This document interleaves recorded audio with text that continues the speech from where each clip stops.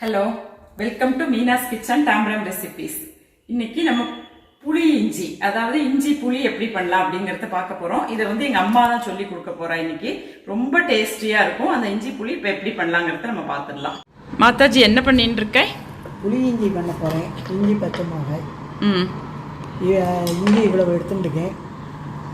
பச்சை மிளகாய் ஒரு 7-10 எடுத்துட்டுருக்கேன். இதை நல்லா பொடியாக நறுக்கிண்டு மிக்சியில் போட்டு அரைச்சிக்கணும். கட் பண்ணிண்டாச்சம்மா?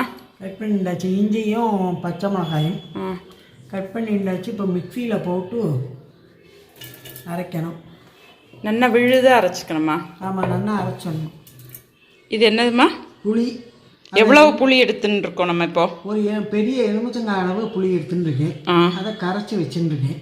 திக்காவே கரைச்சிக்கணுமா? ஆமாம். ஓகே. இப்போ என்ன இதை என்ன பண்ணணும்? நம்ம இதை கொஞ்சம் கொஞ்சமாக விட்டு இஞ்சியும் பச்சை மிளகாயும் போட்டு மிக்சியில் அரைக்கணும். கொஞ்சமாக விட்டுருக்கேன்.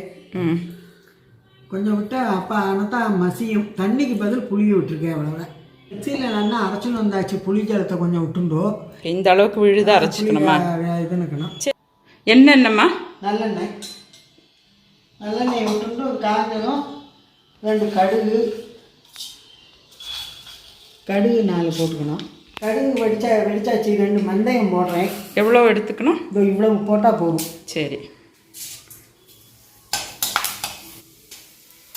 பெருங்காயம் கொஞ்சம் ஜாஸ்தி போட்டுக்கலாமே? இல்லை, போதும். பெருங்காயம், கடுகு, வெந்தயம் எல்லாம் பொரிஞ்ச உடனே இந்த புளி ஜலத்தை விடணும். அதில் பேலன்ஸ் இருக்கிற புளி ஜலத்தை இதில் விட்டுறியா? சட்டியில் இருக்கிற புளியெல்லாம் தண்ணியில் இதில் விட்டுருணும். கொழுக்க கரைச்சின்னு இருக்க போல இருக்கு. நல்லா கொழுக்க கரைச்சின்னு இருக்கியா புளிய? நல்லா திக்காக கரைச்சிருக்கேன். புளிக்காய்ச்சலுக்கு கரைக்கிற மாதிரி. சீக்கிரம் ஆயிடுங்கிறதுனாலயா? ஆகிடும். அதை கெட்டியாக ஆகும்.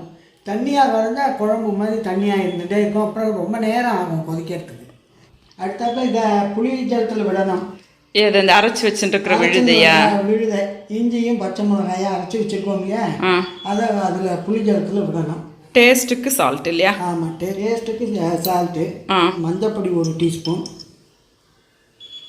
பெருங்காயம் கொஞ்சம் கூட போடணும். தான் மணல் மாறும். நல்லா அப்போதே போட்டையா? இல்லை, போட்டேன். அது காணாது. அதனால கொஞ்சம் கூட போட்டால் வாசனையாக இருக்கும். பெருங்காய வாசனை. இப்போ இது எல்லாமே நல்லா கொதிச்சு வரணுமா? கொதிச்சு நல்லா விழுதாக வரும். புளிக்காய்ச்சல் மாதிரி கொதிக்கணும். கெட்டியாயிடுத்தாமா? கெட்டி ஆறுது. கொதிக்க கெட்டியாயிடும். இந்த இஞ்சி புளி நம்ம மாத்திர ரொம்ப ஃபேமஸ் இல்லையா? பாட்டி பண்ணிட்டே இருப்பாள் அடிக்கடி. பெருமஞ்சி பாட்டி பண்ணுவா. எதுக்கு? புளியாமா தோசை அதுக்கு நல்லா இருக்கும். உப்புமாக்கும் நல்லா இருக்கும்.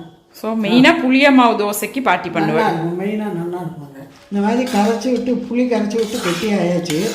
இதில் 2 ஸ்பூன் வெள்ளத்தை போடணும். வெள்ளம் நான் இவ்வளவு எடுத்து வச்சுருக்கேன். எவ்வளவு?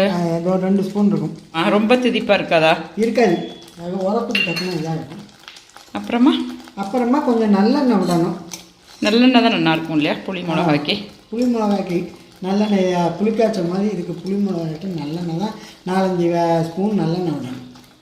இப்போ இது இன்னும் எவ்வளோ நாளை நம்ம வச்சுக்கணும்? அதை கொஞ்சம் இருந்தால் போதும். இன்னும் கொஞ்சம் இருந்துச்சுன்னா அது ஆற கெட்டியாகிடும். நல்லா கொதிச்சு இது கெட்டி ஆகிடுத்தோ போருமா? இந்த அளவுக்கு கெட்டியான ஆஃப் பண்ணிடலாமா? ஸ்டவ்வை ஆஃப் பண்ணலாம்.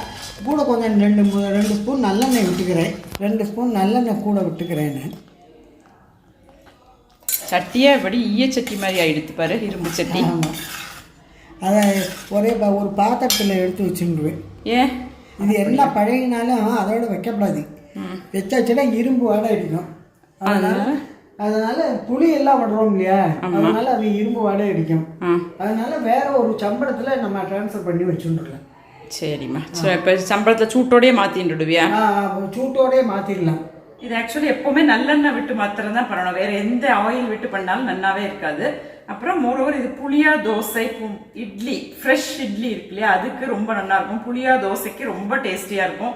கர்ட் ரைஸ்க்கு நல்லா இருக்கும். எல்லாத்துக்குமே இந்த புளியிஞ்சி சூப்பராக இருக்கும். ரொம்ப பிரமாதமாக இருக்கும். இதை எல்லாருமே ட்ரை பண்ணி பார்த்து எப்படி இருக்குங்கிறதுக்கு எனக்கு ஃபீட்பேக் கொடுங்க. தேங்க்யூ.